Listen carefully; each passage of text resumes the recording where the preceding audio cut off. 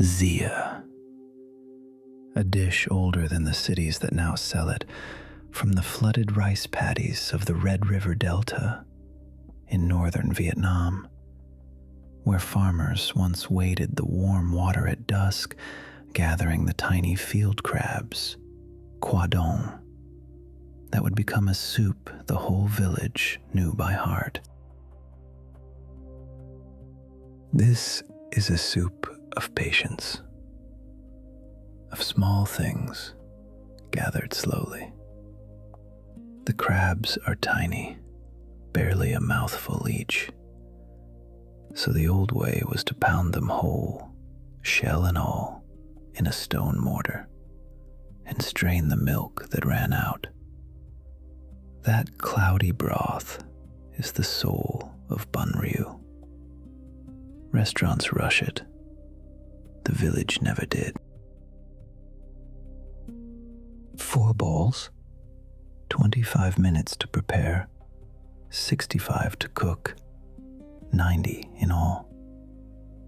We begin with 1 pound of pork spare ribs, a 1/4 cup of dried shrimp, 1½ tablespoons of shrimp paste, and ½ pound of crab. Then 8 cups of water, 1 teaspoon of salt, 2 tablespoons of canola oil, 1 tablespoon of annatto seeds, 8 ounces of tofu, 3 tablespoons of tomato, 4 whole tomatoes, 2 eggs, and 8 ounces of rice vermicelli. Rinse the spare ribs and lay them in a tall stock pot. Pour over 8 cups of cold water and a single teaspoon of salt.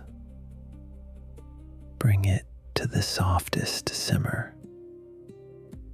Let the ribs give themselves to the water, slowly, the way the broth has always been built.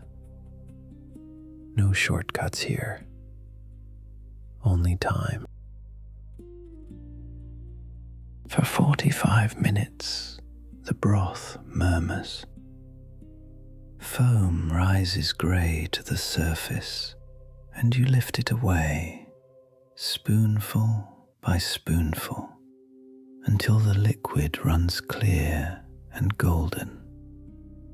Now stir in the dried shrimp, a 1/4 cup, and 1½ tablespoons of shrimp paste.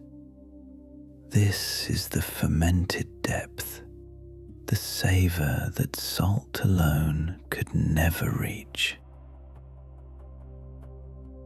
In a small skillet, warm 2 tablespoons of canola oil and scatter in 1 tablespoon of annatto seeds. Annatto. Let them steep for 2 minutes and watch the oil bloom a deep, glowing crimson. Then strain the seeds away. This red oil is the secret the rushed kitchens skip. Without it, there is no true Bún Riêu color. Stir 3 tablespoons of tomato into that red oil and cook it 1 minute more until it darkens and sweetens. Pour the whole crimson mixture into the simmering broth. Watch the color spread and bloom like dye through still water. The pot turns the warm amber red of a paddy at sunset. Cut 4 whole tomatoes into soft wedges and let them slip into the broth. They simmer for 10 minutes, loosening, going tender at the edges, lending their gentle sourness to the soup. In a separate pan, cube 8 ounces of tofu and fry it golden. Then slide the warm cubes in to drink up the broth. Now the heart of it. In a bowl, whisk half a pound of crab with 2 eggs until they are one. Lower the heat until the broth barely trembles. Then pour the crab in a slow, thin stream. Do not stir. Watch the soft clouds gather and rise, the Rio, drifting to the surface like pale islands. A violent boil would break them, so we wait, and we are gentle. While it settles, the story. Bún Riêu was never restaurant food at the start. It was paddy food, field food. In the Red River Delta, the small crabs called qua dong lived in the mud between the rice. Children caught them by hand. Nothing was wasted, and from almost nothing came a soup that tasted of everything. The grandmothers of the North held that the crab must be pounded by hand, that the rhythm of the pestle was part of the flavor. A machine could grind faster, but it could not listen. And they said the broth should be sour, but never sharp, tangy enough to wake the tongue, soft enough to comfort it. In time, the soup left the fields and found the cities. Hanoi. Sidewalk stalls, low plastic stools, a single woman behind a steaming cauldron from dawn.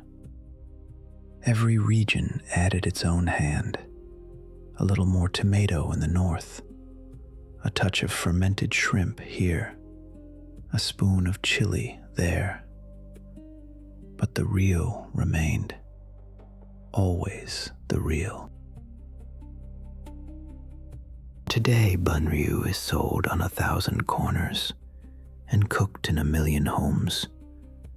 It crossed oceans in the memory of those who left and was rebuilt in kitchens far from the Delta, from whatever crab the new country offered. It endures because it asks for so little and gives back so much. Boil 8 ounces of rice vermicelli. Bun until just tender. Lift it into 4 deep bowls, then ladle the soup over the top. The crimson broth, the crab clouds, the soft tomato, the golden tofu. Steam lifts into the candlelight. Bún Riêu survived because it was never trying to impress anyone. It was only trying to feed the people who loved it. And the table, at last, is set.